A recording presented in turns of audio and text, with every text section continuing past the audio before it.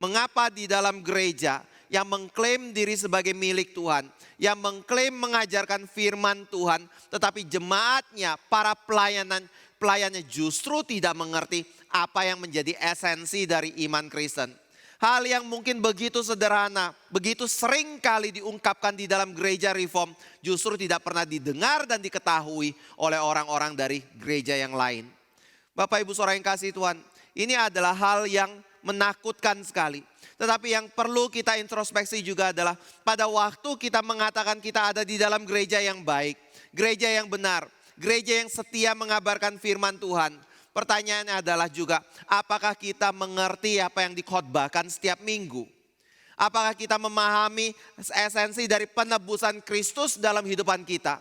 Apakah kita sungguh-sungguh mengerti apa yang dimaksud dengan iman? Apakah kita sungguh-sungguh mengerti apa yang dimaksud dengan pertobatan? Apa yang dimaksud dengan kelahiran baru?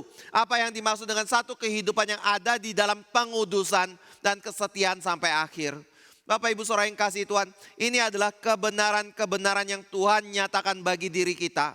Supaya kita bisa bertumbuh di dalam kesetiaan kita kepada Tuhan dan memuliakan Tuhan dalam kehidupan kita. Dan Tuhan menghendaki hal ini ada di dalam kehidupan bukan dari orang-orang tertentu saja. Tapi dari setiap dari anak-anak Tuhan yang datang dan beribadah kepada Tuhan Allah. Di dalam Kristus Yesus. Jadi hal pertama adalah kita bisa melihat dari sida-sida dari Ethiopia ini.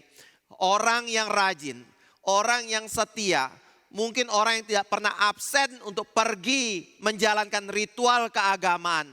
Seperti orang yang tidak pernah absen datang ke dalam kebaktian minggu untuk beribadah kepada Tuhan. Tapi tidak mengerti esensi dari ibadah itu dan apa yang Kristus kerjakan di dalam hidupnya. Tapi ada hal kedua yang menarik lagi adalah pada waktu kita melihat kepada sida-sida ini.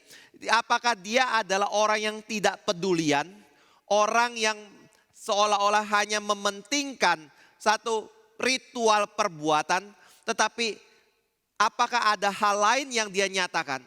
Alkitab di sini menyatakan bahwa dia ternyata bukan hanya menjalankan ritual, tapi dia adalah orang yang suka belajar.